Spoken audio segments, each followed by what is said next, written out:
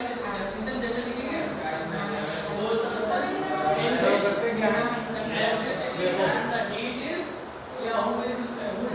की मोलरता में क्या होगा याद रखिएगा, 1 किलोग्राम लीटर में आता है। जो विलायक का भार वो ग्राम में था, उसमें मोलरता में क्या था, लीटर में था ना, लीटर में बदल दिया। 1 किलोग्राम विलायक में विलीन विलेय के मोलों की संख्या से विलेय की मोलरता कहते हैं। मतलब कोई भी चीज जिसमें मिलाई जाए, विलेय क्या है, जो कम मात्रा में हो ज्यादा में मिलाया जाए वो विलेय होता है, जो अधिक मात्रा में हो जो उसको अपने में मिला रहा है वो होता है विलायक। अब क्या करेंगे, समझ गए, 1 किलोग्राम विलायक में विलेय के मोलों की संख्या को मोलरता कहते हैं। छोटी डेफिनेशन याद कर लें, याद नहीं करनी पड़ेगी। जैसे मोलरता जब कोई भी विलयन हो, विलयन तो पता है मिलने के बाद उस बने का वही विलयन है। विलयन की मोलरता निकालनी है तो विलेय का भार बटे विलेय का अनुभार बटे विलायक का भार ग्राम में कर लेना है। अगर ग्राम में है कोई चीज ग्राम में है तो ग्राम में कैसे करेंगे, उसको किलोग्राम में कैसे ले जाएंगे, 1000 से भाग करेंगे। किलोग्राम में अगर तो ग्राम में कैसे करेंगे, 1000 से गुना कर देंगे, क्योंकि 1 किलोग्राम में 1000 ग्राम होता है, गुणे में 1000 लगेगा। इसी आधार पर सवाल भी है, एक लवण का अनुभार कोई भी लवण है उसका अनुभार यानी कि टोटल जो हर चीज के अनुभार अलग अलग होते हैं, पता है सभी के जितने भी एलिमेंट्स होते हैं सबका अनुभार अलग अलग है। अनुभार में दिया गया है लवण की 3 ग्राम मात्रा, जो भी लवण है लवण की 3 ग्राम मात्रा 250 ग्राम जल में मिला दी गई है। अब ये क्या हो गया, ये विलयन क्या हो जाएगा, विलायक, ये हो जाएगा विलेय जो मिलाया जाता है, कम मात्रा वाला विलेय होता है। विलयन की मोलरता कैसे निकालेंगे, वही फार्मूला है विलयन की मोलरता।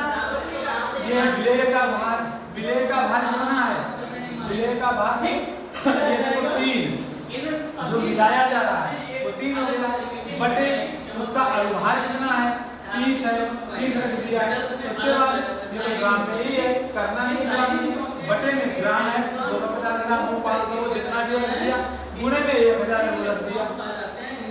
मैंने 0 काट दिया क्योंकि ये बटे में गुणे में कर दिया, 0 काट दिया।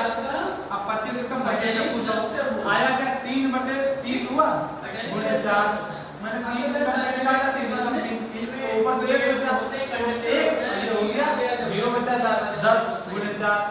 अब इसको चाहे तो और भी आगे सॉल्व कर लीजिए, और भी आगे हल कर लेंगे तो ये हो जाएगा। इसके बटे में 1 मान लो 4 एकम 4 10, ठीक है, ये कितना आ जाएगा। अब भाग कर लीजिए, 10 पे 4 को जब भाग करेंगे तो दशमलव उड़ा के 0 बना देंगे, 40 तो 4 उत्तर आया। ये भी जो है 4 क्या हो जाएगा, उत्तर हो जाएगा है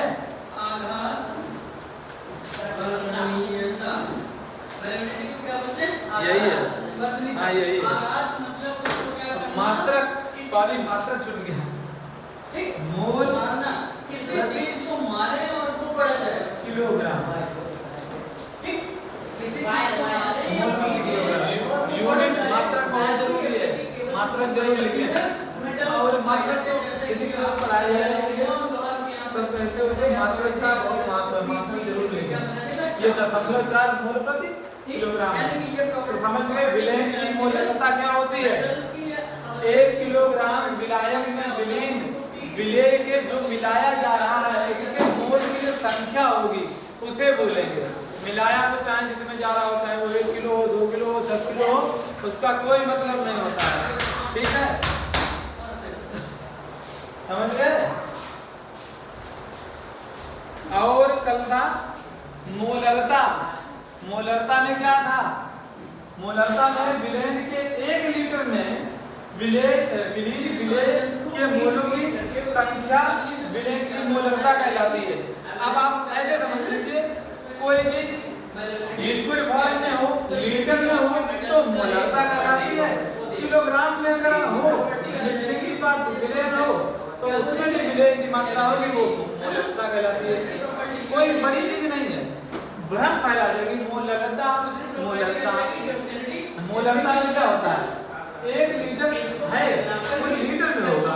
1 लीटर जो विलयन है या विलायक है या कुछ भी हो विलायक रूप में, उसमें जो भी विलेय मिलाया जाएगा तो उसकी जो मोलों की संख्या होगी वो मोलकता होगी।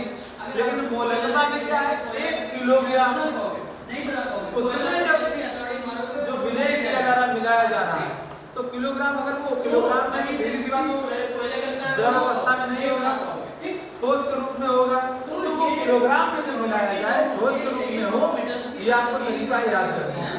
तो जब विलेय जो उसमें जो मिलाया जाए विलेय में मोलों की जो संख्या होगी तो किलोग्राम में बात है, तो वो मोलकता कहलाती है। ये वही चीज है, कल मोलकता हमने बता दिया था, ठीक है। अब आगे ऐसा टेम्परेचर जिस टेम्परेचर पर कोई भी सॉलिड लिक्विड स्टेट में कन्वर्ट होता है तो उस टेम्परेचर को हम क्या कहते हैं, मेल्टिंग पॉइंट कहते हैं। ये मोल प्रभार।